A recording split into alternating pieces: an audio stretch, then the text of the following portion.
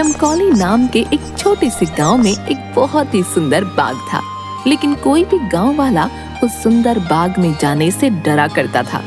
उनका मानना था कि अक्सर बाग के उस पार वाली गुफा के अंदर से किसी जिन्न की आवाजें आती हैं, जो आते जाते लोगों को आवाजें देता है, जिससे गांव वाले बहुत डरा करते थे। एक दिन गांव के दो युवक खेत पर आपस में बात करते हुए, अरे भाई, कल मैं उस बाग की तरफ गया था। वहाँ फिर से उस जिन की वही डरावनी आवाजें आ रही थी। अरे क्यों भाई, क्या करने गए थे तुम वहाँ? क्या तुम्हें पता नहीं बाग के पास वाली गुफा में जिन रहता है? अगर वो तुम्हें कहीं कुछ कर देता तो आइंदा फिर उस बाग की तरफ मत जाना। तभी वो वहाँ से बात करते हुए खेत से चले जाते हैं। अगले दिन गांव का एक लड़का रांझा, यार, इस गुफा में से आवाजें कौन देता होगा? मुझे इसके पीछे जरूर कोई राज नजर आता है। रांझा भैया, जो भी हो, लेकिन गलती से भी उस गुफा के अंदर मत जाना। लेकिन इस गुफा का रहस्य तो मैं जान कर रहूंगा। सब गांव वाले डर के साए में आखिर कब तक रहेंगे? उसके बाद शाम हो गई और रांझा और उसका दोस्त अपने अपने घर चले गए।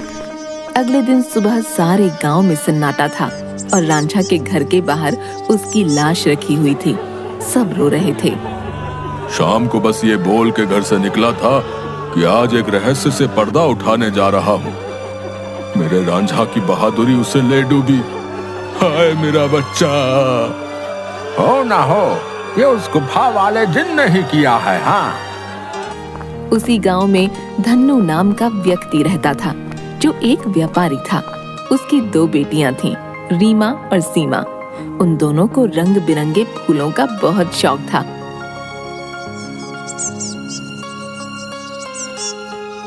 बहुत दिन हो गए हैं, चलो आज हम गांव के बाग में चलते हैं। न जाने क्यों हमें बाबूजी उस बाग में जाने से मना करते हैं। इस पूरे गांव में एक वही जगह है जहाँ कितने सुंदर सुंदर फूल होते हैं। हाँ सीमा, वो बाग सच में बहुत सुंदर है। उस बाग में बहुत सुंदर सुंदर फूल होते हैं, लेकिन बाबूजी हमें जाने नहीं देते।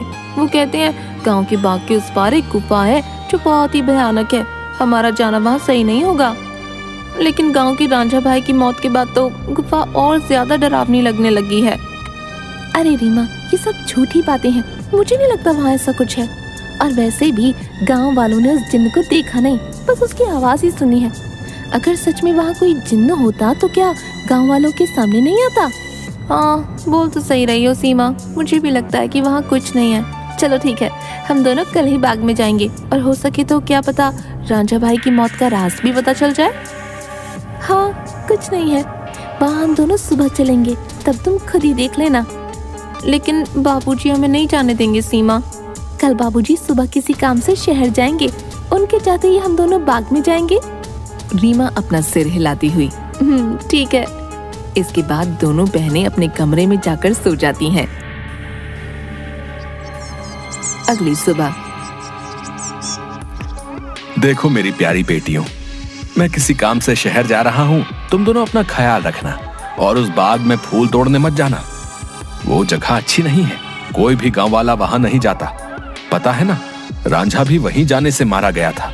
हम दोनों बहनें उस बाग में नहीं जाएंगी। इसके बाद धन्नू वहां से चला जाता है। उसके जाते ही दोनों बहनें उस बाग की तरफ जाने लगती हैं कि तभी एक गांव का आदमी उन्हें देख लेता है। अरे सीमा और रीमा बिटिया, तुम इस बाग की तरफ कहाँ जा रही हो? क्या तुम्हें नहीं पता कि बाग की उस तरफ एक गुफा है जो बहुत ही डरावनी है? वहां से अक्सर किसी जिन की आवाज आती है। अरे काका, हम दोनों बस बाग में ही जा रहे हैं, वहाँ से कुछ फूल लेकर बस अभी आ जाएंगे। आप चिंता मत कीजिए, हम बाग के उस तरफ वाली गुफा में नहीं जाएंगे। चलो ठीक है बेटिया, लेकिन तुम दोनों शाम होने से पहले आ जाना। अच्छा, अब मैं चलता हूँ। इसके बाद वो आदमी वहाँ से चला जाता है। थोड़ी दूर चलने पर सीमा और रीमा देखती हैं कि दो चोर आपस में बातें कर रहे हैं। एक गांव में एक बूढ़ा बरगद का पेड़ था, जिसके बारे में कहा जाता था कि वहां एक चुड़ैल रहती है। लोग रात के समय उस पेड़ के पास जाने से डरते थे। एक दिन गांव के कुछ युवक इस अफवाह की सच्चाई जानने के लिए रात में पेड़ के पास गए। रात के अंधेरे में वे पेड़ के पास पहुंचे और अचानक ठंडी हवा चलने लगी।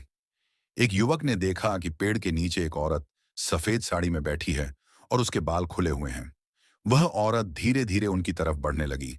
युवकों के पैरों तले जमीन खिसक गई और वे डर के मारे वहां से भाग निकले। अगले दिन उन्होंने गांव के बुजुर्गों को अपनी कहानी सुनाई। बुजुर्गों ने बताया कि वह चुड़ैल गांव के पुराने महल में रहती थी और उसकी आत्मा अब इस पेड़ में बसी है। इसलिए वे हमेशा कहते थे कि रात के समय इस पेड़ के पास नहीं जाना चाहिए। इस घटना के बाद गांव के लोगों ने उस पेड़ के पास एक पूजा स्थल बना दिया और वहां नियमित पूजा करने लगे ताकि चुड़ैल की आत्मा को शांति मिल सके। धीरे धीरे लोगों का डर कम हो गया और उन्होंने उस स्थान को एक पवित्र स्थल के रूप में स्वीकार कर लिया।